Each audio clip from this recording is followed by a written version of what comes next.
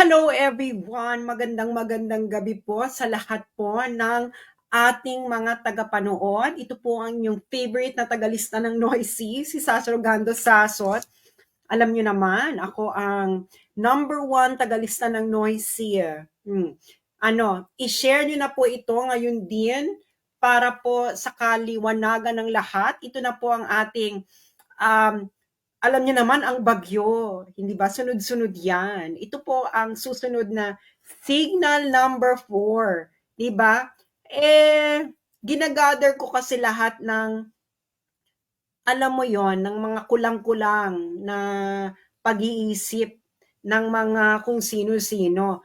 Kasi naloka sila sa aking unang pasabog, no? Umaabot na siya ng 1 million views. Kanina lang siya 7 hours. So, hindi na nila malaman kung paano nila lulusutan.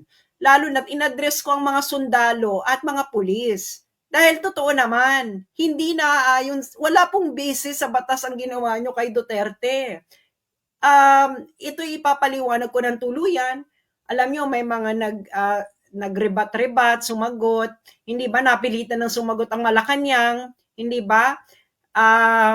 Hindi naman nila nire-relate na ako yon, pero ako nga ang number one noisy doon. So ngayon, i-address na ngayon natin. Alam mo, Claire Castro, favorite pa naman kita. O yung mga nandyan, i-click nyo na share para malaman yung lahat, yung mga nasa bahay, ano nyo to i-project nyo to sa screen, manood kayong magkakapamilya. Okay?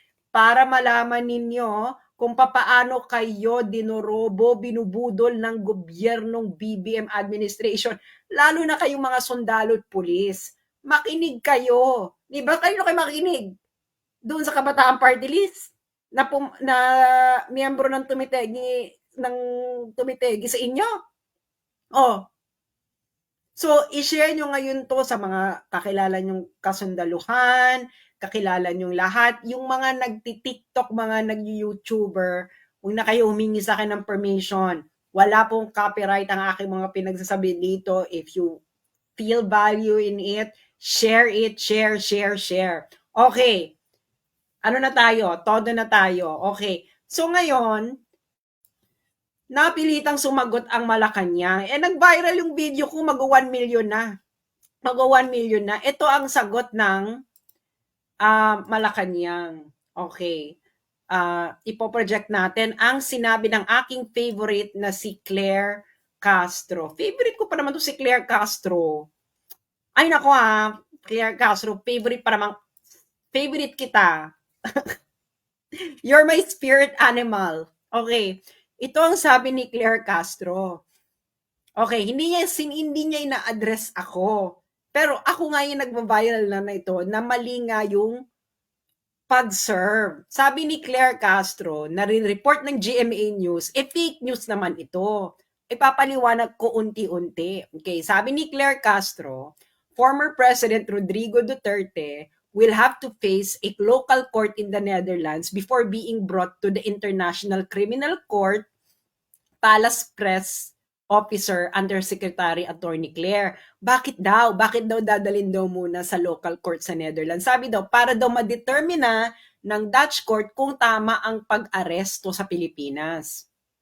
Claire Castro, kung hindi ka ba naman 1/2, 1/4, 1/8 ang iyong pag-uutak, saan ka nakakita na yung foreign court, Dutch court, foreign court, i-assess kung yung ginawa ng authority sa ibang bansa ay tama o proper? Saan mong konsepto to hinugot, madam? Saang tadyang IQ mo hinugot? Beshi, walang ganong konsepto. Absolutely not. Nakikita niyo na? Niloloko na kayo, GMA News. Kayo naman nagpapaloko kayo. Bakit kayo nagpapaloko, GMA News? Akala ko ba ayaw nyo ng fake news? Saan kayo nakakita ng ganon? Walang ganon. Saan kayo magre-relay? Magre-relay kayo dun sa ICC statute. Ang ICC statute, parang yung constitution ng ICC, yun ang sinusunod nilang procedure. Meron bang ganyang procedure sa ICC statute na yung Dutch court mag-a-assess pa kung proper yung pag-aresto doon sa tao sa ibang bansa? Walang ganon, Claire Castro. Ipapakita ko sa inyo, mga kababayan, kayo mga pulis at sundalo, makinig kayo dahil binubobo kayo, ginagago kayo, ginagamit kayo ng mga bangag na to at nagpapagamit naman kayo. Hindi ba? Paano nyo may papaliwanag sa mga anak nyo yan? Sa pamilya nyo? Sa future generation ng mga Pilipino? Na ang isang dating presidente ng Pilipinas, dati yung commander-in-chief, hinugot ninyo ng ganun-ganun na lang at inilabas ng bansa. At mali pa ang procedure. Diba? Granting. Sa ginagawa ko to, I am thinking na tama sila na may jurisdiction ang ICC sa Pilipinas. So kahit may jurisdiction yung ICC Pilipinas, mali ang ginawa ninyo. Kaya i-share nyo niyo ito sa mga sundali ninyong kabarkada, kakilala, kapamilya. Dahil malaking kaengotan ito, pambubudol sa mga sundalo at pulis. Nagpabudol naman kayo. At yung mga anti-Duterte diyang lawyer, makinig kayo dahil ililibing ko na lahat ng legal hallucination ninyo sa mga tadyang na mga bababa ninyong IQ. Oh, makinig kayo ha. Makinig kayo. Okay. Tama ba ang sinabi ni Claire Castro na ipaprocess pa raw ng Dutch court at i-assist ng Dutch court tama ang pag-aresto? Isa itong 100% legal hallucination na I hope na because of old age, Claire Castro, at hindi dahil sa kakasinghot. Ito ang ICC statute. Doon lang tayo sa facts, no? Doon lang tayo sa facts. ICC statute. Okay. Ito ang ICC statute. Papalakihan ko para makita ninyo, ha? Yan. Okay? Rome Statute of the International Criminal Court. Ngayon, pupunta ngayon tayo sa Article 59. Ito ngayon ang gumulantang sa kanila. Kita nyo yan. Article 59, Arrest Proceedings in the Custodial State. Anong ibig sabihin ng custodial state? Ang custodial state po, ito po ang umaresto. Okay? Doesn't matter kung member state ka ng ICC or whatever. Kung ikaw ang umaresto, in effect mo ang warrant ng ICC, you are the custodial state. Kaya yung Kabataan Party List dyan, kayong mga sundalo at mga pulis, makikinig kayo dun sa Kabataan Party List? Ha? Makinig kayo. Doon kayo makinig sa tumitegis sa mga katulad ninyo. Oh, sabi nila, hindi daw custodial state ang Pilipinas. O ano ang Pilipinas? Ano ang standing ng Pilipinas? Kayong Kabataang Party List na miyembro ng isang teroristang grupo declared as a terrorist by EU, US, at iba pang Western countries, even ng UN. Huwag niyo sasabihin sa akin, hindi kayo member ng CPP, NPA, NDF. Tumira ako ng Netherlands for a decade. Alam ko ang headquarters ninyo sa Utrecht. At alam na ng mga Pilipino sa Netherlands kung sino member ng CPP, NPA, NDF. Isa kayo doon, Kabataang Party List. Kahit pag ikot-ikutin ninyo ang mundo, hindi nyo ako maloloko. Okay? Article 59, Arrest Proceeding in the Custodial State. Custodial State ang nag-aresto. Pilipinas. Okay? Pupunta ngayon tayo. Page 41. These are all available online. Bakit ba feeling ninyo, maluloko ninyo ang mga Pilipino? Ha? Ibig sabihin, yan lang ang gusto nyong gawin. Lokohin ninyo ang mga Pilipino. Okay, Article 59. Okay. Dito muna tayo, batas muna tayo, ha? Saka tayo mag-application. Batas. Arrest proceedings in the custodial state. Okay. Sabi dyan, a state party which has received a request for provisional arrest or for arrest and surrender shall immediately take steps to arrest the person in question in accordance with its laws and provisions of Part 9. Deadmahin na muna natin yung Part 9. Ibig sabihin, kakuha sila ng request.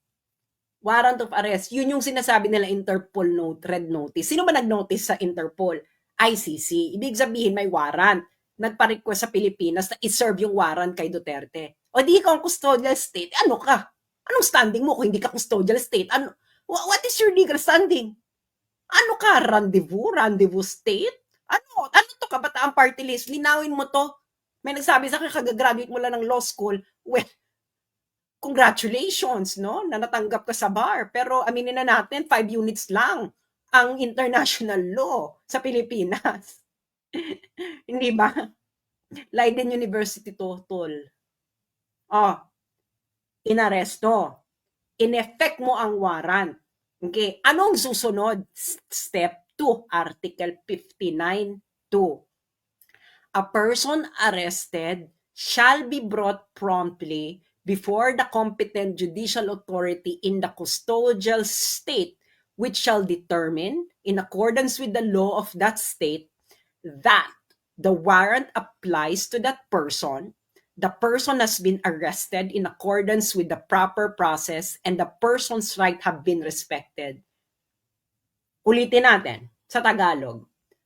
Ang inarestong tao dapat madali karipas na dadalhin sa competent judicial authority ng custodial state ng Pilipinas.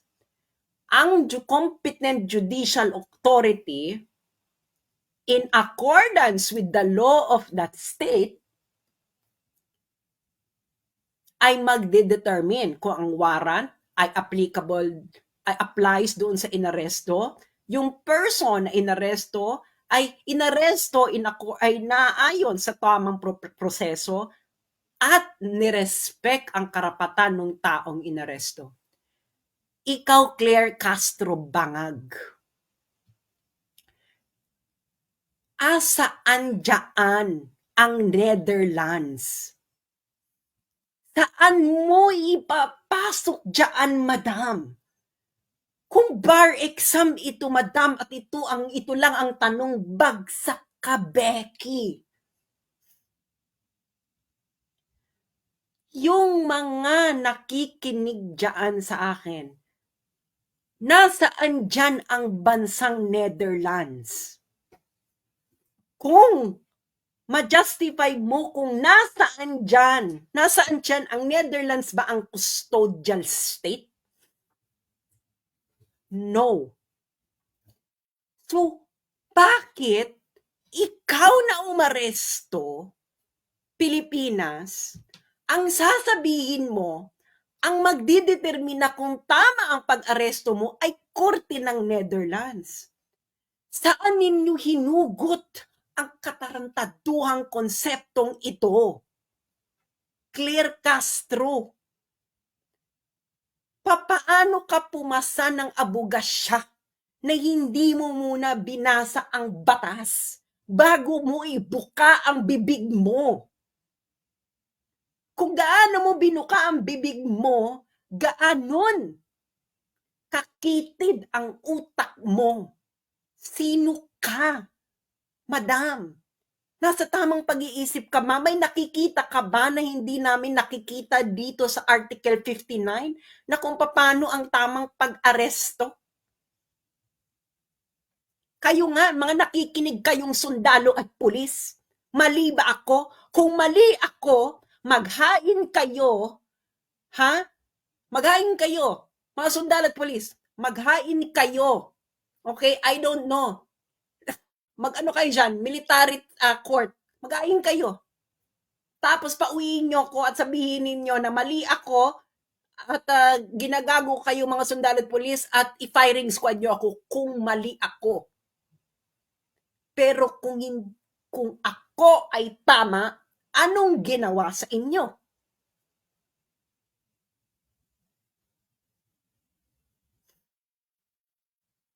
Oh, Claire Castro, magpaliwanag ka. Saan sa Article 59 na ang Netherlands ang magdidetermina kung tama ang proseso ng pag-aresto? Kayong GMA News, ano na? Dahil ba ilang porsyento sa inyo ay sa ng kumpanya ninyo ay pag-aari ni yung mga nakikinig sa aking senatorial candidate na pro Duterte noon. Ano? Magpaliwanag kayo. Nasaan dito? 'Di ba? Lalo na yung ano to bagong Pilipinas team. Oh, kakampi ninyo. Sinasabi, Netherlands daw ang magpa-process. Nasaan dyan ang Netherlands? Netherlands ba ay custodial state? No. Ang Netherlands ba ang nag-aresto? No. Ang custodial state ay ang umaresto. Ang custodial state ay ang nag-effect ng warrant of arrest. Sino ito? Malinaw sa bawat Pilipinong nakapanood ng mga pangyayari kahapon kung anong ginawa ninyo kay Duterte. Hindi ba? Naka-live ito. Paano nyo sa amin madidinay ang mga nangyari? Inaresto nyo. Oh, paano nyo ngayon ito sasabihin, Claire Castro, na ang Netherlands ang magpa-process? Nasaan siya dyan? Nasaan ang Netherlands dyan sa Article 59? Palakihan natin para makita ng katiting mong utak. Oh, nasaan siya dyan? Nasaan ang Netherlands dyan? Madam. Oh, malaki na yan. Nakakahiya naman sa mata mo. Sa mata mong pinakitid ng utak mo. Nasaan ang Netherlands dyan, madam? Nasaan? Oh, a state party has received a request for provisional arrest or for arrest and surrender. Netherlands ba ang naka-receive? No. Pilipinas ang umaresto, di ba? Who immediately took step to arrest the person? Si Duterte. Pilipinas. And then, from step 1 to step 2, a person arrested shall be brought promptly before the competent judicial authority in the custodial state. Ang custodial state ay yung arresting state. Netherlands ba, Claire Castro, ang arresting state? Nasa Netherlands ba si Duterte nang siya inaresto? Wala. Nasa Pilipinas. Inaresto nyo, di ba? Okay. Ang sunod na tanong, kayong mga nakikinig, nakita nyo ang lahat. Ipinresenta ba nila? Oh, ayan ang requirement. After ng arrest, a person arrested shall be brought promptly before the competent judicial authority. Ano ibig sabihin nito? Ipipresenta nyo si Digong sa harapan ng competent judicial authority. Ginawa ba nila ito? Kayong mga sundalo at mga pulis na nakikinig sa akin, ginawa nyo to? Ginawa ito ng mga kasamahan ninyo? Sa dati ninyong commander-in-chief? Oo, hindi lang ang sagot. Napakasimple. Oh. Oo o hindi. Na pagkatapos arestuhin si Duterte, ay ipinresinta si Duterte sa harapan ng competent judicial authority ng Pilipinas. Oo o hindi? Yung mga sundalo at mga pulis na nakikinig sa akin. Oo o hindi? Hindi. Nakita namin ang lahat ng nangyari, huwag kayo magmamang-maangan. Ginawa ba ito? Ginawa ba ito ng competent judicial authority? Ha? Pagkatapos ninyong iharap si Duterte? In-examine ba ng competent judicial authority pagkatapos siyang arestuhin na ang warrant ay nag-a-apply kay Duterte na nasa tamang proseso ang pag-aresto at ang karapatan ng inaresto nyo ay respected? In accordance with the law of that state. Claire Castro, in accordance with the law of the state that arrested. Paano mo sasabihin na yung Netherlands ang mag-a-assess? Ano yun yung Netherlands? Gagamitin niya yung sarili niyang batas para i-assess kung tama yung pag-aresto sa Pilipinas? Baliw! Kung bar example, ito lang ang question, bagsak ka na. Hindi ka naging abogado ngayon. Okay. Step 2 yon. Step 3. Nahiharap mo na sa competent judicial authority. Step 3.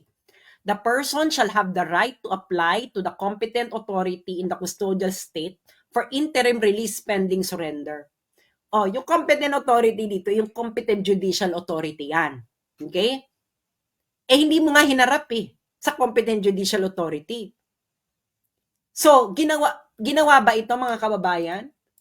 Binigyan ba nila ng karapatan si Duterte na mag-apply sa competent authority? Eh, paano mo nga gagawin? Hindi mo nga hinarap sa competent judicial authority. Sa ano nang gagawin niyan dito? Kailangan niyang interim release. Okay? Pending surrender. Pwede siya, karapatan niya yan. Karapatan niya ng mga akusado sa ICC. Ginawa ninyo? Napanood nyo lahat? Ginawa niya? Ginawa nila? Ginawa ng BBM administration? Simple lang sagot dito, oo, hindi. Procedure to Ang procedure, checklist lang yan. Yes or no lang ang sagot dyan. Yan ang yes or no. Kayo sa mga kongreso. Yan ang tamang yes or no lang ang sagot. Yung procedure. Kung procedural question. Okay. After nyan, i-review ng competent judicial authority. Ano i-review niya? Okay? I-review niya kung pwedeng bigyan ng interim release. Ngayon, yung ICC ino-notify na may request for interim release yung akusado. At yung ICC magbibigay ng recommendation kung pwede ba or hindi. Recommendation lang. Ngayon yung korte ang huling magde-decide. Okay. Sabi sa step 6, if the person is granted interim release, ibig sabihin, yung korte ng arresting state, yung Pilipinas, kung nag-grant nila, yung ICC, yung pre-trial chamber ng ICC, ay magre-request ng periodic reports ng status ng interim release. Okay. Once ordered to be surrendered, step 7, once ordered by the custodial state, once ordered to be surrendered by the custodial state, the person shall be delivered to the court. The court here is the ICC as soon as possible. Okay. So, ang nangyari sa'yo, kay Duterte, step 1, arrest, biglang nag-jump sa step 7. Tama ba yon? Mga sundalo at kapulisan, tama ba yon? So, ano ang basihan mo, BBM Bangag, na ginawa mo ang step 1, inaresto mo, inignore mo ang step 2, step 3, step 4, step 5, step 6, at nag-jump ka sa step 7. Kaya ka ba bumagsak sa Oxford? You're not following instructions. Napaka-simple. Plain language. Oh, yung mga taga Mindanao, makinig kayo. Tama? Okay. Oh, Claire Castro, walang Netherlands dyan ha, wala. Tigilan mo na yung legal hallucination mo. Okay. Now, para mas lalo ninyong maintindihan, okay, i-apply na natin ngayon ito sa facts, okay, facts of the case, okay, nang nangyari. Okay. Nasaan na itong i-share ko? Kaya paki-share muna ito at makinig kayo nang hindi kayo naloloko ng mga kung sino-sino. Okay. Nasaan na ba yan? I-ano ko na lang. I-share ko na lang yung Facebook ko. Okay. Yung mga, wag na kayong mag-request sa akin kung i-download nyo para sa TikTok, i-download nyo na lang. Okay. Dito ngayon tayo sa application. Okay. Ito ang sunod-sunod na pangyayari. Inaresto si Digong, correct? Oh. Granting, sabihin na natin for the sake of argument na may jurisdiction ng ICC, inaresto ninyo sa bisaan ng warrant of arrest ng ICC. Huwag niyo akong paikot-ikutin na dahil sa Interpol. Wala pong karapatan ng Interpol na mag-issue ng warrant. Ang Interpol po, nag-i-issue po ito ng red notice after merong isang requesting party na magsabi na may warrant of arrest itong tao ito at kailangan ng tulong ng Interpol. Ang Interpol nag-issue ng red notice on the virtue of that warrant. At ikaw, Pilipinas, ikaw, Bongbong, hindi ka nag-comply sa Interpol, nag-comply ka dun sa warrant. Hindi dun sa red notice, nag-comply ka doon sa warrant. Okay. Sabi mo, inaresto si Digong. Okay, nag-comply yan sa Article 59.1 ng ICC statute. Arrest the accused. Check. Anong second step nila? Dinala sa Villamor Air Base. Anong step 2 sa ICC statute? Iharap ang akusado sa competent judicial authority ng custodial state. In other words, Pilipinas. That's Article 59.2. Okay. Nag-comply? Aba, kahit grade 5, maintindihan ko anong difference ng Villamor Air Base at competent judicial authority. Wes, wag niyo naman ka-illegal calisthenics. Ang layo naman ng Villamor. Kailan naman naging competent judicial authority ang Villamor Air Base? Yung mga sundalo at pulis. Oh, mali ba ako? Sabihin niyo sa amin, baka nagbago na. Baka nagbago na talaga ang Pilipinas. Na ang Villamor Air Base ay bila ng competent judicial authority. Anong next step ninyo? Isinakay sa eroplano. Anong next step pagkatapos, anong next step ayon sa batas na nanaayon sa ICC proceedings? Ang competent judicial authority susuriin ang warrant process at kung nirespeto ba ang karapatan ng accused. That's Article 59.2. Complied? No, X. Umalis ang eroplano ng Pilipinas. Yun na yung final step ninyo. Ang next step doon, ang akusado ay pwedeng humiling ng interim release sa competent judicial authority. So, iaharap nyo muna siya, ia-assess muna ng judicial competent authority lahat ng mga nangyari, and then, ang akusado ay magre-request ng interim release. Karapatan niya yun. Nasa ICC statute yun. Huwag nyo ibase sa feelings ninyo. May batas po. Nandun yung batas, may procedural wala akong pakialam sa mga drama. You cannot pick and choose kung ano yung steps ninyo dito. Hindi ito dance revolution. Kahit nga dance revolution, kailangan mo mag-follow ng steps. Okay. Hindi, di ba? Ngayon, ang dami na naman nilang mga ebas. Akala nila hindi ako handa sa mga kaebasan nila, no? Sabi nila, hindi na naman member ng ICC ang Pilipinas, kaya hindi na applicable lang Article 59. Una-una, sabihin ko lang na yung mga nagsabi niyan, ang nagpapatunay na ang average IQ ng mga Pilipino ay 81. kung hindi ka na member ng ICC, at sinasabi mo na yung batas ng ICC hindi nag-a-apply sa Pilipinas, so anong basis mo ng arrest? Nagigets ninyo? Sabi nung iba, hindi na raw applicable ang Article 59 na binasa ko kanina sa Pilipinas dahil hindi na raw member ang ICC. Kaya daw dapat si Digong ay ilipad.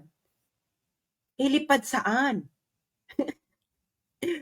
So, anong basis mo na kukunin mo si Digong, ilalagay mo sa plane at ililipad mo palabas ng Pilipinas? Paki-explain. Wala, di ba? Doon pa lang, simple lang ka na. Kung hindi na member, bakit, anong basis mo na tinanggal mo si Digong? Hindi naman voluntary si Digong na sumama sa airplane. He was arrested by Torres live in front of the Filipino people. Tapos sasabihin mo, hindi inaresto? O ano yun? Ano nangyari kung hindi siya inaresto? Ano ba to, party invitation ba ang ginawa ni Torres?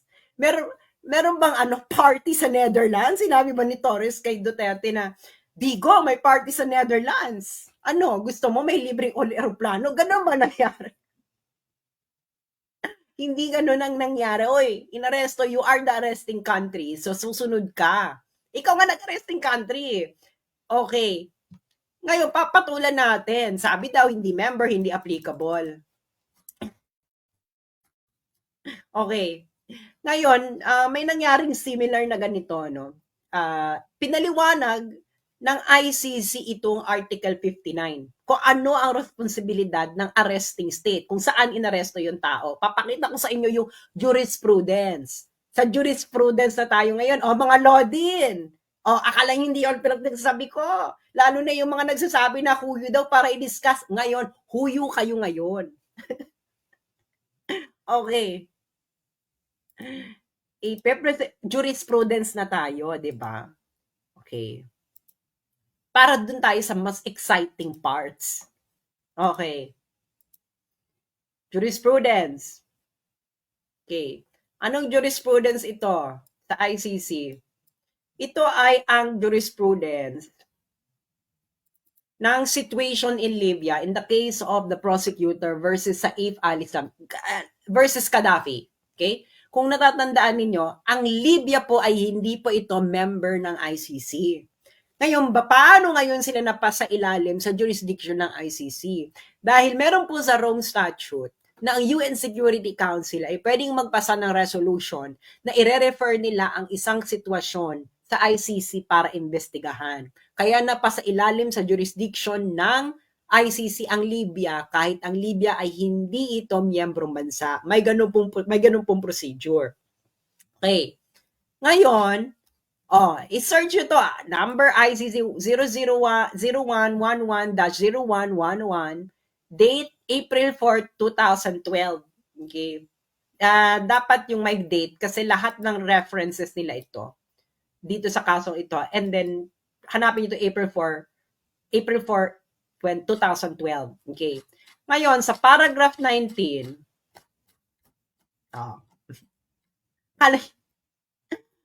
Nako Lord, never underestimate your enemy. Okay. Paragraph number 19. Okay.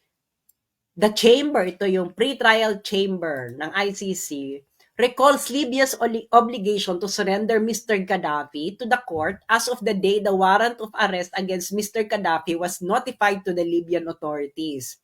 The chamber further notes that despite the chamber's request in its March 7, 2012 decision, the government of Libya has not informed the chamber hitherto of its decision to grant the surrender request. Okay? Absent any justification for postponing the execution of the surrender request, the government of Libya must therefore make its decision to grant the surrender request, afford Mr. Gaddafi the procedure described in Article 59 of the statute, which necessarily follows from arresting a person pursuant to a surrender request. And 3, start making arrangements in preparation for the surrender Mr. Gaddafi to the court without further ado. Ano yung sinabi?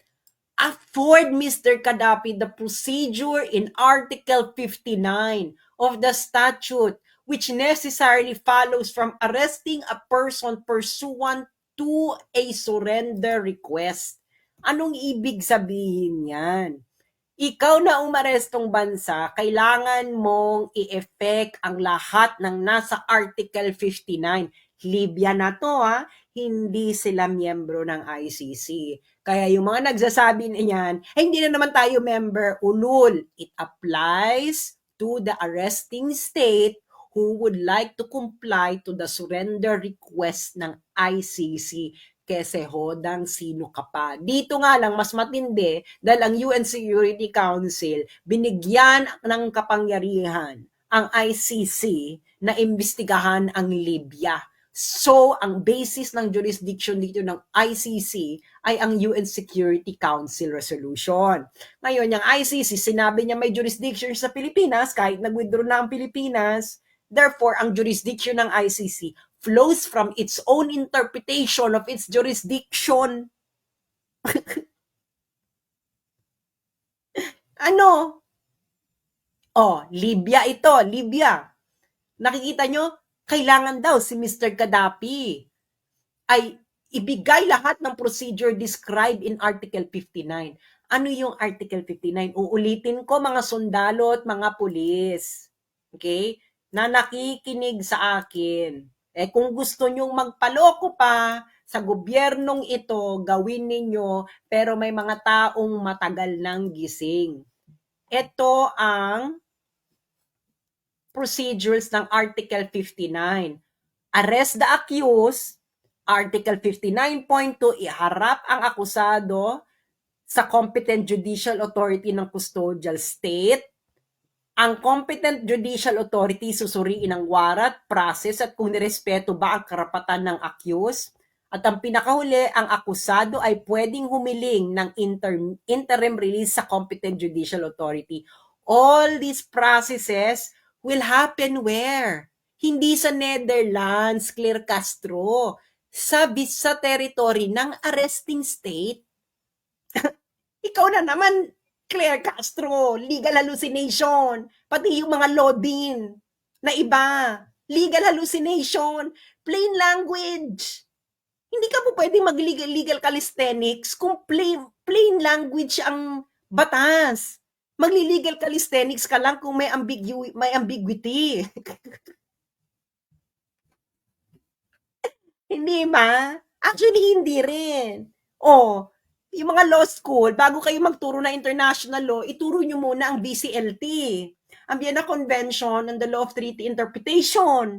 Dahil bago kayo magbasa ng international law, which are treaties, dapat alam nila kung paano magbasa ng treaty, which is based on another treaty, which is the VCLT. Naalala ko dati isa kong friend, no, law student, buti nakapasa siya ng bar. Congratulations, girl. Tinatanong niya ako sa UGLOS. Ang tinanong ko kasi nga, subject daw sa international law subject nila, 5 units lang naman yun. Tinanong ko siya, tinuro ba sa inyo muna yung VCLT? Tinanong ako nung friend ko at magandang eskwelahan to ng law. Sabi niya, hindi. Sabi ko, paano ka mag-i-interpret ng treaty kung hindi mo muna pag-aaralan yung VCLT? Foundational yun. Naiyan sila yung kalidad ng mga to. Pag tinanong mo, hindi alam ang VCLT, Bex, wala na yan. That's actually for VCLT was discussed during my first day ng international law class ko sa Leiden University. No kidding, first day. Because you cannot proceed with understanding international law without understanding first VCLT. Okay, di ba? Hindi nyo sinunod. Ano sinusunod yung batas? Di ba? So ngayon, okay. Ngayon meron namang umeksena. Alam niyo naman maraming eksena. Handa na nga ako sa lahat ng eksena. So, pero ipapakita ko yung eksena. May nag-report lang naman sa akin ng may umeksena. Okay. Hindi na, wag niyo siyang bebenggahin Pero kasi siya yung nag-report ng eksena. Okay. Share natin. Tayo naman, handa ako, Day. Hindi ako sumusulong sa isang okay, ito yung nireport niya. Sabi niya, merong same case si John Pierre Bemba, 2008, transferred din siya sa Netherlands by Belgium authorities without judicial review. Wala daw judicial review si John Pierre Bemba. Okay. Bibigyan ko kayo ng background kay John Pierre Bemba. Si John Pierre Bemba ay Congolese authority. Paano na rin siya napasakop sa jurisdiction ng ICC, UN Security Council resolution din. Yan kay Bemba. Okay. UN Security Council resolution ba yan kay Bemba? I-fact check nyo ako. Okay. Now, ngayon, asa na ba ito, ko ni Bemba? Okay, ngayon, itong mga to, wala daw judicial review yung kay Bemba. Inarrest kasi si Bemba nasa Belgium. Si Belgium, inaresto siya. Sabi dito na nag-comment, siguro napulot niya sa mga nagre-rebat sa akin, wala daw judicial review. Kaya, nag-proceed daw nag-proceed daw ang case because ICC daw prioritize justice over procedural technicalities. Kaya siya nag-proceed kasi nga lahat ng procedural technicalities sinunod ng Belgium. Bibigyan ko sa'yo ng evidence. Hanapin ko, Alam ko, hello? Nag-aral ako international law. Saan ba ako nag-aral ng international law? Sa The Hague. Ay, nako. Hanapin ko to kay Bemba. Bemba. Para makita nyo, ano lang tayo, facts. 'Di ba? Doon lang tayo sa facts. Huwag tayo sa mga legal hallucination. 'Di ba? Bakit naman kasi kayo magli-legal hallucinate? May jurisprudence. May batas. So, bakit kailangan ng legal calisthenics? Kailangan magpo-proceed ko muna ng what is the letter of the law and then jurisprudence. Ngayon, if these two don't suffice, then ka na mag-legal calisthenics, siya ka na mag-creative interpretation of the law. Otherwise, matatalo yung kliyente mo, be. Tanungin niyo sa mga abogado. Pag yung abogado niyo nagki-creative interpretation, talo ka. Malaking chance mo matatalo ka unless yung creative interpretation niya talaga very plausible. Okay? Okay. Kay Bemba ngayon tayo. Bemba. Okay. Si Bemba, wala daw judicial review. Kailangan nating sampalin ng katotohanan tong mga taong ito, no? Dahil pinagluloko nila ang mga Pilipino. Simple. Pinagluloko ninyo ang mga Pilipino. Pinagloko ninyo ang mga sundalo, niloko ninyo mga sundalo, niloko yung mga police. You let them arrest their former commander-in-chief, beloved president of a lot of Filipinos, the first president from Mindanao, nang hindi naayon sa batas. Okay. Kay Bemba ngayon tayo. Bemba. Okay. That's Article 59, compliance. Okay. Dito ngayon tayo kay, asa na si Bemba et al. Nakakaloka yung pangalan ni Bemba, no? Bemba et al. Okay. Asa ka na, Bemba? Asa na? Okay. Decisions. Article 59. Okay. Wala daw judicial review. Wala daw judicial review kay Bemba. Ano yun? So, ang premise nila, inaresto lang sa Belgium, inilipad kagad sa Netherlands. Hindi na raw sinunod ang mga step by step. Hindi ba? Step by step. Okay. Okay.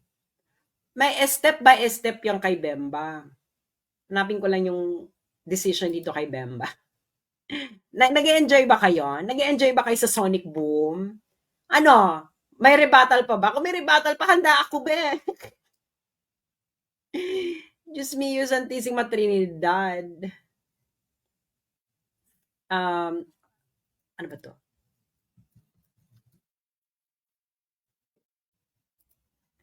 Kasi dapat eto. Kasi French kasi, punyet. Hindi po ako marunong mag-French. Okay. Ito. Nahanap ko na. Buti may English. Okay. Tagal naman mag-load, ICC.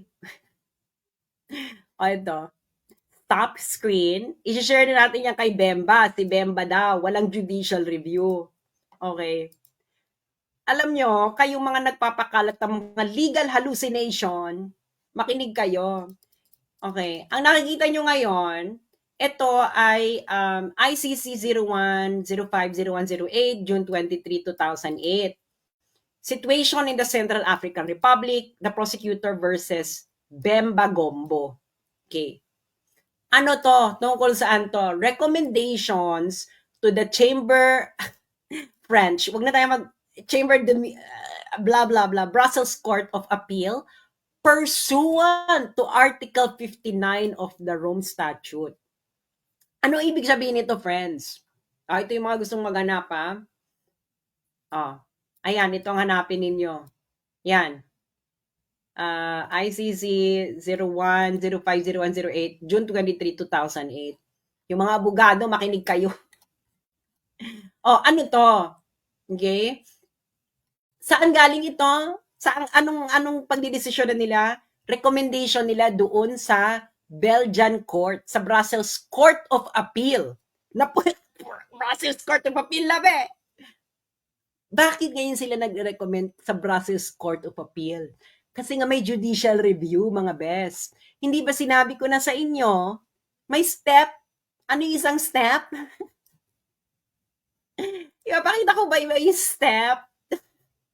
Ipapakita ko yung step para yung mga yung may legal hallucination, okay? Para yung may legal hallucination, para maka-follow. Para naman maka-follow yung mga nagli-legal hallucination, di ba? Mamaya ka na ta. So pakita ko ng step to dun sa Article 59. Anong step yan? Okay, step. Okay. Anong step yang pinakita ko kaninang desisyon? Okay, Article 59. Papakita ko sa inyo ha, anong step yan?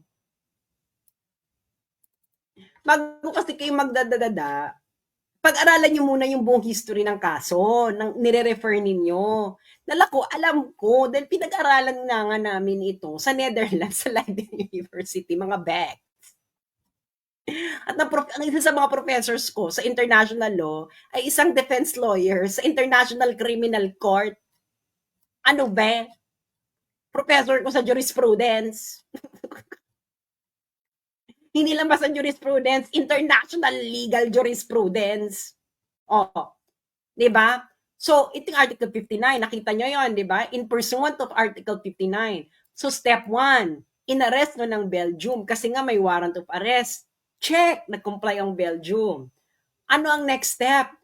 Step 2, hinarap sa competent judicial authority. Malamang hinarap nila sa judicial competent authority, kaya nga na umakyat na sa Belgian Court of Appeal. Hindi ba? Kung hindi naman kayo 1/2, 1/4, 1/8, 1/32, and I don't know, plank length, nakatiting na kautakan ninyo, may steps. Okay? Yung pinakita ko sa inyo kanina, yung recommendations ng ICC, alam nyo kung nasaan na yon? Step 5 na yun. Ayan o. The pre-trial chamber shall be notified of any request of interim release and shall make recommendations to the competent authority in the custodial state. Yung pinakita ko sa inyo, step 5 na yun. Si Bemba na sinasabi niyong walang judicial review, mga Bex, nasa Belgium siya nung nangyayari ito kasi nga nagko-comply yung Belgium, the arresting state, sa Article 59. Kaya walang technicalities at chuchuchu. Yung mga sinasabi yung technicalities in criminal law, procedural justice is important. Dahil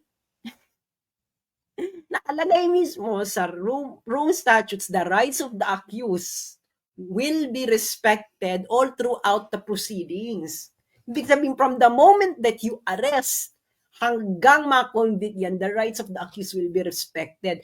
The right ni Duterte, the life, liberty, and property of Duterte will only be subject to whatever after conviction. Hanggang ngayon, Duterte is innocent until proven guilty beyond reasonable doubt. Di ba? Step 5. Okay, step 5 na ito pinakita ko sa inyo. Di ba? Step 5 na nga. Step 5 na yung kay Bemba. Kasi nga, ayan, recommendations to the Brussels Court of Appeal pursuant to Article 59 of the Rome Statute. Pursuant to Article 59 of the Rome Statute, na nandyan ang judicial review sa arresting state. So saan nyo na naman ninugot yung pinagsasabi ninyo na yung Belgium ay walang judicial review kay Bemba bago siya isurrender sa ICC? Ano na naman itong mga tinitira ninyo? Pentel pen ba ito? Oh, may judicial review ang Belgium. Babasahin natin kung ano nangyari, di ba? Oh, ito yung sabi on May 23, 2008, the chamber issued a warrant arrest against Bemba. Okay. That same day, on the basis of the warrant of arrest, in accordance with the Article 92 of Rome Statute, the chamber requested the Kingdom of Belgium provisionally arrest Mr. Pierre Bemba and ensure his safety until his final surrender to the registrar of the court. When issuing the warrant of arrest, the chamber considered there were reasonable grounds, etc. Okay. The warrant of arrest was executed by the competent authorities of the Kingdom of Belgium. Nandun kasi si Bemba, sa Belgium. So yung Belgium ngayon, ang custodian state. Nasa Belgium si Bemba eh. Ngayon, on May 30, the Council for Missing Pierre Bemba filed a French ito. Ito yung interim request for liberty. Okay. Ngayon, yung Court of Appeals ng Belgium, binigyan siya ng recommendations ng ICC. So, merong judicial review, mga Bex. Nagigets ninyo? May judicial review bago siya sinurrender sa ICC. May judicial review saan? Class? Sa custodian state. Ano uli yung custodian state? Ang custodian state, ang arresting state. Ngayon, dinebank ko ba kayo nang hinugot ko lang sa tadyang ang mga argument ko? Hindi. Dinebank ko kayo according to what? Plain reading of the law, ICC statute, and jurisprudence of the ICC. Ngayon, kayong mga nakikinig sa akin, mga sundalo at pulis, ano ngayon ang ginawa sa inyo ng BBM administration? Tell me, were you acting on the presumption of regularity? Paano regular? Hindi nga, Torres was not acting on presumption of regularity. Torres was acting on the condition of the ignorance of the process of the ICC. And ignorance of the law doesn't excuse anyone. Kahit si General Torre ka pa, ay yun ay kung kayong mga pulis at sundalo ay loyal pa sa Constitution. That's my challenge to you. Are you still loyal to the Constitution? Ang linaw, di ba? Nakita niyo yung ginawa kay Bemba. Nakita niyo yung sinabi ng trial chamber court kay Gaddafi. Yung ginawa ng Belgium kay Bemba. Sinabi noon sa desisyon kay Gaddafi na Article 59 dapat i-afford kay Gaddafi ng Libya, the arresting state. Si Bemba na inyong pinagmamalaki, etos garbanzos, binigyan din siya ng Article 59, nag-comply din ng Article 59 ang Belgium bago siya isinurrender sa ICC. Kayong mga sundalo at mga pulis na nakikinig sa akin ngayon, granting, let's say, for the sake of argument that ICC has jurisdiction over the Philippines. Okay? Let's say, for the sake of argument, just for the sake of argument, okay? Ginawa ba sa pag-aresto sa former commander-in-chief? Ha? Hindi ito ginawa kay Erap. Hindi ito ginawa kay Arroyo. This is the first time that this was conducted in recent memory to a former head of state of the Philippines. Hindi ba? Si ERAP nga na pinatalsik ng upheaval na nagkaroon ng people power and coup combine laban kay ERAP. Binigyan pa siya ng karapatan. Hindi ba? Si Duterte, what did he do? Ha? Kayong mga sundalo at pulis. Huwag niyo sasabihin may presumption of regularity. Presumption of regularity is premise that the officer actually knows what is regular.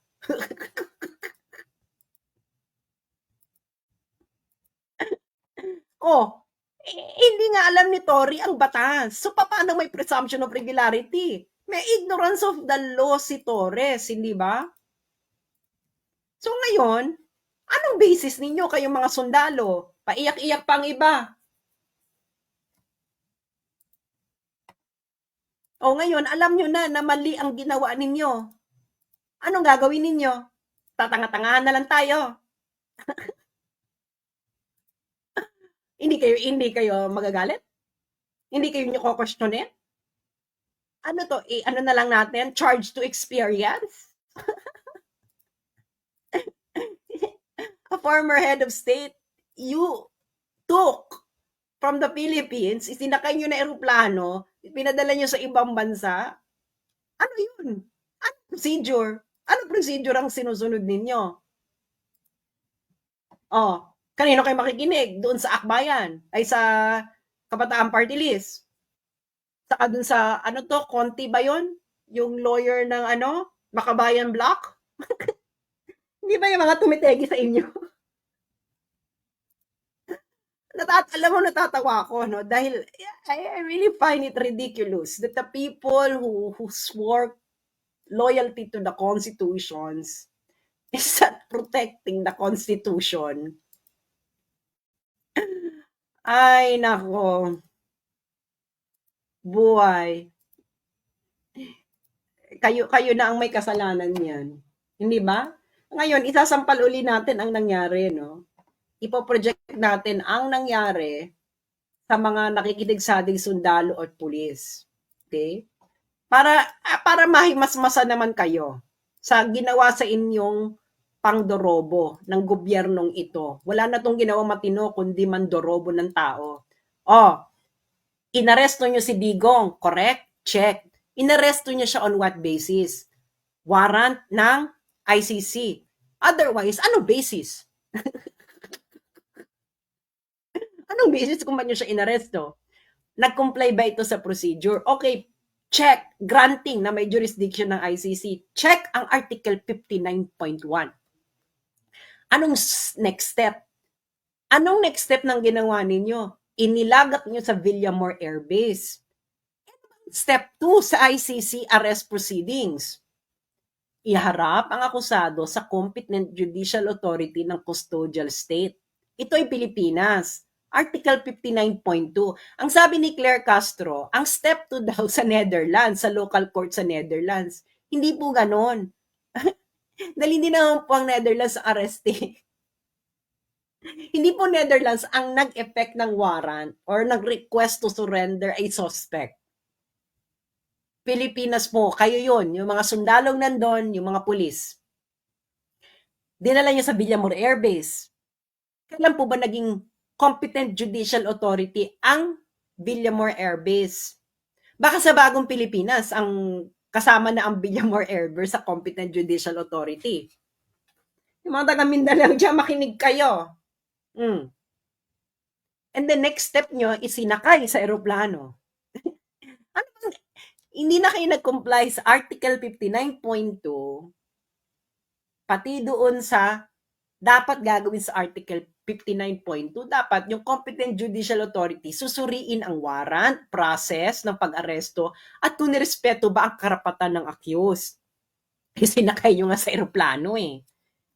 Si Torre ba ay competent judicial authority? No, arresting officer. Dapat ang ginawa ni General Torre, hinuli niya, ipinresenta niya sa harapan ng hukuman. Dahil yun ang nakalagay sa arrest proceedings ng ICC. Ngayon, kung hindi mo ginawa yan, anong basihan mo ng ginawa mo? Oh, anong basihan niyo ng ginawa ninyo? Mamili kayo ICC statute, Philippine Constitution, Rules of Court of the Philippines. Which one? Para mahimay natin kung nagko-comply. Which one ba? ICC statute, Philippine Constitution, Rules of Court ng Pilipinas. Which one nag-comply? Nakita nyo na hindi nag-comply ng ICC statute. X lahat. Philippine Constitution nag-comply ba? Hindi ka nga po pwedeng dumiretso muna sa Philippine Constitution kasi sabi niya may jurisdiction ng ICC. So ngayon, the rules of the ICC in arresting a suspect of a proceeding in the ICC is going to part of the domestic law of the Philippines. So ang umiiral na batas ngayon, kung sinasabi nyo ang Pilipinas ay under jurisdiction ng ICC, then it is the Article 59 is in operation sa Pilipinas. Ngayon po pwede nyo naman sabihin hindi operational ang Article 59. Kung hindi operational ang Article 59, ano yung basis ninyo ng arrest? Article 59, arrest of the accused, ginawa ninyo. Sabi nyo Article 59 hindi ito applicable. Bakit applicable ang Article 59.1? Pero yung ibang items sa Article 59 hindi applicable? Ano yan? Select and choose. Tapos na to, choose your own adventure?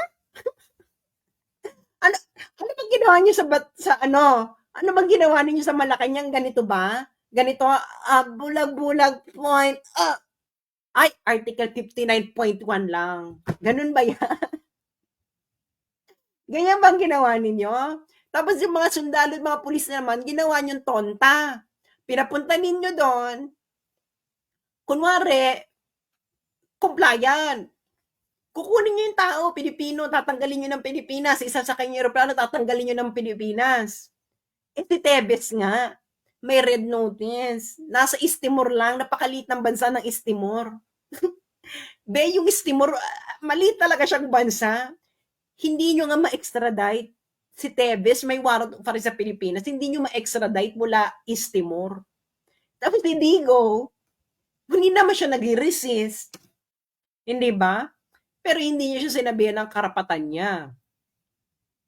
Na karapatan niyang, ano yun sa mga karapatan? Humiling ng interim release sa competent judicial authority. And that will only happen after you present him before a competent judicial authority. Yun dapat ang ginawa ni General Torre. Hindi yun ang ginawa ni General Torre. Even the ICC jurisprudence on Gaddafi says that na pagkatapos mong arestuhin after effecting a warrant of the ICC, Article 59 will apply to the suspect, kahit sino pa yan. Kahit dun kay Bemba. Yung kay Bemba, may judicial review. Kayo yung mga nagsasabi sa inyo na walang judicial review yung kay Bemba, yung mga magpapakalat niyan, that is incorrect. 100% incorrect. Pinakita ko na sa inyo, hindi ba? I-review nyo na lang. Hindi ba? Merong judicial review. Kay Duterte, hindi siya hinarap sa competent judicial authority. Ang competent judicial authority, habang nandun siya, hindi sinure kung ang warrant, ang process at ang mga karapatan niya ay respetado at hindi siya sinabihan na pwede siyang humiling ng interim release sa competent judicial authority. Anong nakita ninyo? Pilit siyang kinukuha ni General Torre para isakay sa eroplano. Hindi ba? Yun ang mga nakita nyo at nasubaybayan ninyo. Huwag kayong magmaang-maangan, kayong mga sundalo, kayong mga pulis. Ngayon, saan kayo loyal? Loyal kayo sa Constitution? What is the basis sa Constitution ng arrest? Mag-aantayan tayo ng desisyon? Alam nyo na, napakalinaw. Hindi nyo kailangan mali. It is incorrect.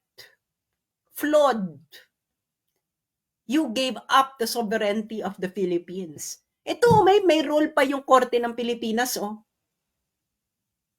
Iharap sa competent judicial authority ng custodial state. Pilipinas yung custodial state, Claire Castro, hindi Netherlands. Your legal hallucination is too much already, madam. Magpa-hair follicle test ka na. Wala yung sinasabi mo. Yung sinasabi mo, Claire Castro, wala yan sa Rome Statute. Wala yan sa jurisprudence ng ICC. Walang papel ang Dutch court sa pagsusuri kung ang pag-aresto sa akusado ay proper. Unless na citizen nila ang involved, one, resident nila ang involved, two, or kung yung tao ay inaresto doon sa territory ng Netherlands. Doon lang nag-activate ang Dutch court in order to comply with Article 59. Yang sinasabi mo, Claire Castro, kayo namang GMA News 7, pinapakalat niyo ang kabubuhan ni Castro, halatang halata kayong GMA News kayo ay mga bayaran kayo ni Marcos ngayon, na hinahada niyo si Marcos, nagpapatira kayo sa puwet sa mga Marcoses ngayon, pinobroadcast niyo naman yung katangan, wala ba kayong legal researcher? Hindi niyo ba kaya? Ang mahal-mahal ng, ang laki-laki ng kinikita ninyo Tapos puro kabubuhan pinapakalat niyo sa mga Pilipino? O, yung mga sundalo at mga pulis, naniniwala naman kayo. Uto-uto.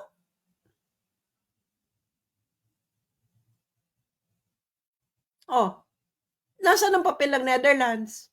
Wala. It's not in the jurisprudence of the ICC. It's not in the Rome Statute. So saan hinugot ito ni Claire Castro? Saang dako ng kanto ng namamagamong Kepias hinugot yung legal hallucination mo, Claire Castro? It's not in the Rome Statute. It's not in any jurisprudence of the ICC. Not even in the Philippine Constitution. Not in the rules of court of the Philippines.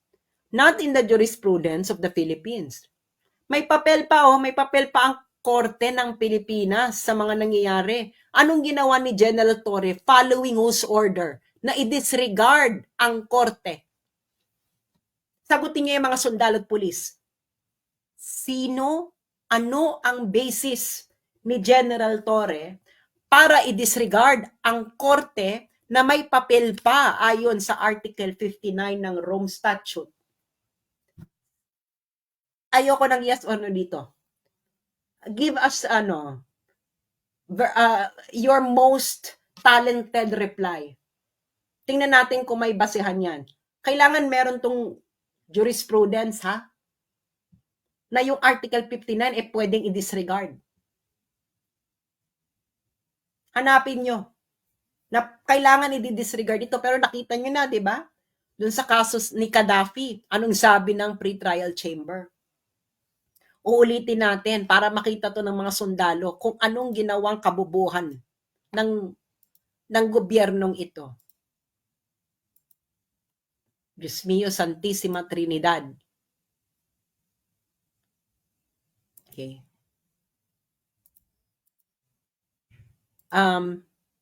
Papakita ko uli yung kay Gaddafi para malinaw ang lahat.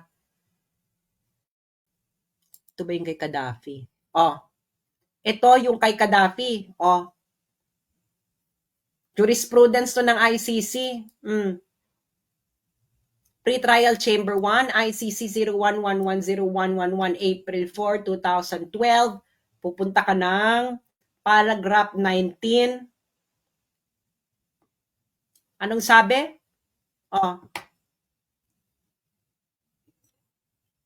Government of Libya, siya yung mag-aaresto, mag-effect ng warrant of arrest,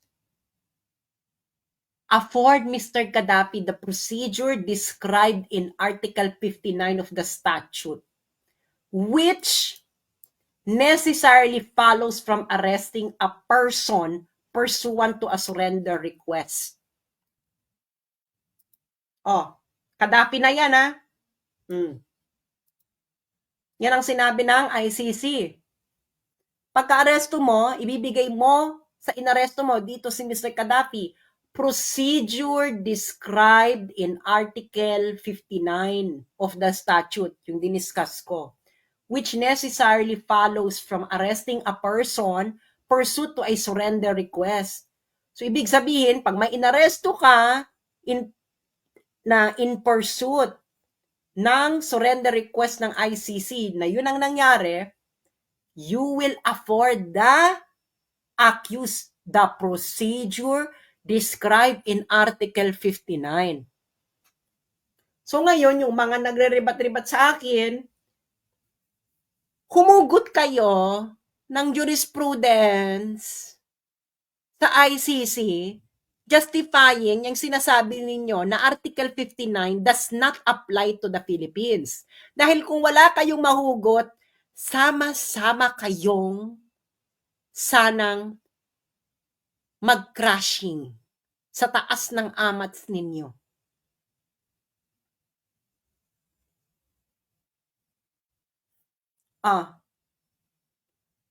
Do you know the implication of this one?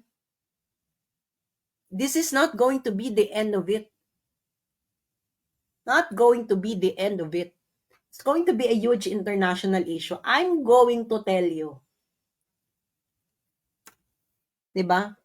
I'm going to tell you. It's going to be a huge international issue. It will be. Nataon pa, si Trump pa yung presidente ng US na galit sa ICC. Galit na galit sa ICC.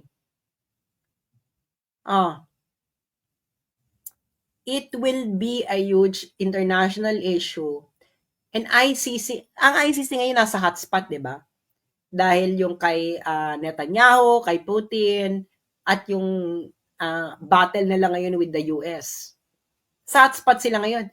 Do you really think, ngayon, kung gusto ng ICC to add additional burden to them, go ahead.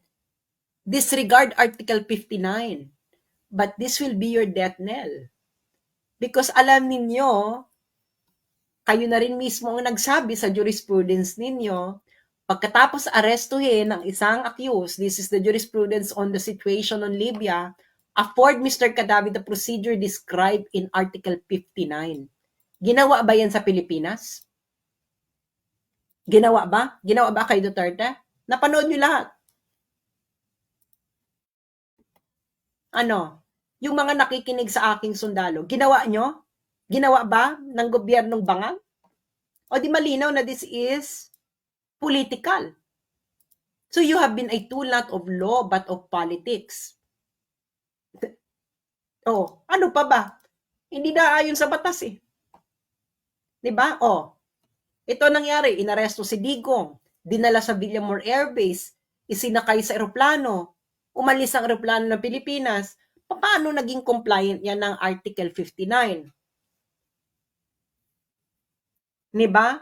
O choose your i-screenshot nyo ngayon, pag-aralan ninyo, lalo na may mga sundalo, 'di ba? Pag-aralan nyo mabuti yan. 'Di ba? 'Di ba? Yang pula, yan ang procedure. Yung blue, yan ang ginawa ninyo ng bangag na administrasyon. Ano ba yan? Nagtutugma ba? Screenshot ninyo, kayong mga nakikinig, screenshot ninyo, pag-aralan nyo, itulog nyo muna, pag-aralan nyo kinabukasan, sa inyong inuman, pag-usapan ninyo kung magkakatugma ba yung batas sa ginawa.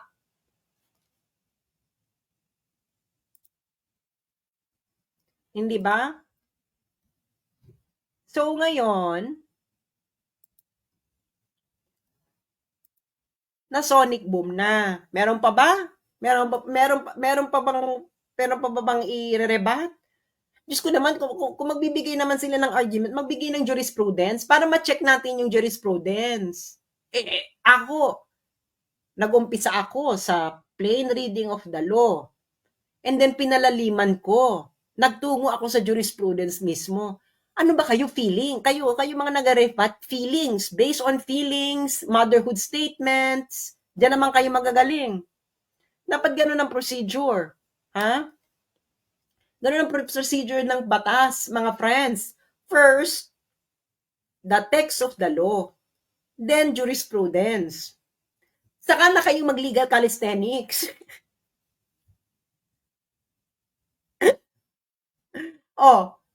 Basihan ko, plain reading of the law, check. Ayon yan sa BCLT. O jurisprudence, ayon yan sa BCLT.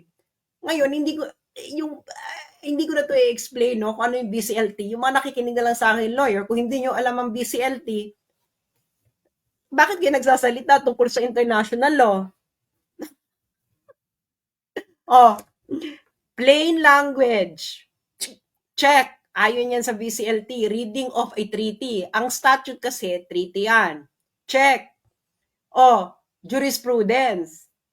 Check. Anong role ng jurisprudence sa international law? Subsidiary ito. Basahin niyo yung ICJ, Sources of International Law. Okay? Yang mga judicial decision, their subsidiary interpretation of a treaty. Pero ang una-una mong parate, okay, na pagbabasihan, that treaty itself. Ngayon, kung hindi malinaw yung treaty, you will consult other sources of international law which includes jurisprudence. Hindi ka po pwede ditong mag-jump kagad sa feelings. Hindi ito quadcom. Oh, Socratic method, di ba? What is the text of the law? Yun ang unang tanong. Ganyan sa law school namin. Di ba, what is the text of the law? Oh, explain. Di ba, IRAC, di ba? Alam nyo, yung mga law student, alam nyo yung IRAC. Kung hindi nyo alam ang IRAC, Diyos ko na baka ibang law school kayo. Di ba, issue, rule, application, conclusion. Oh, saan yung application? Rule is the text of the law. Application, saan ka ngayon magre-rely ng application? Sa jurisprudence. Saka ka ngayon magre-reach ng C, conclusion. Actually, conclusion and critic yun sa amin eh. Oh, may issue. Issue Article 59 of ICC statute. Was it complied by the BBM administration? Oh, from issue, you go to R, rule. What is the rule? You list the rule, Article 59, as it is. Oh, application. Application, you begin with the plain reading of the text. BCLT. Yan ang rule sa BCLT. Oh, ngayon, kung gusto mo pang palalimin, kung medyo malabo pa sa yung meaning ng Article 59, you go to what? Other sources of international law as subsidiary to interpret the treaty. What is the treaty here? The ICC statute. And then after you apply it with the facts, you go to the conclusion of your issue. So what is the issue? Was Article 59 complied with by the BBM administration? Let the debate begin. Malinaw ang facts. Pinresenta ko ang facts. Pinresenta ko ang plain language of the law. Wala pa akong feelings, ha? Well, meron akong sarcasm, pero wala pa akong feelings. Pinresenta ko ang plain language of the law. Nagpresenta ako ng jurisprudence. I presented the facts, the law, the treaty itself, and the jurisprudence. And the facts ng pagkakaaresto and the law do not jive. So if the law and the facts don't jive, was Article 59 complied with? I-review nyo na lang uli ito. Maraming salamat sa mga nakinig. I-share nyo ito, pagdebatihan ninyo ito. Kayo mga sundalo at mga pulis, mag-usap-usap kayo. Niloko kayo ng BBM administration. Ginamit kayo sa politika. Shameless. A Marcos will always be a Marcos. Malaki natin itong kasalanan. Maraming salamat po sa inyong lahat. And this is not the end of it. This will go international. Binabalaan ko na kayo, DFA. This will go international. I'm telling you. You'll never see the end of this. This is for the motherland. I am for the motherland, and always be for the motherland. Though I may be away, but my heart finds a way for the motherland. I am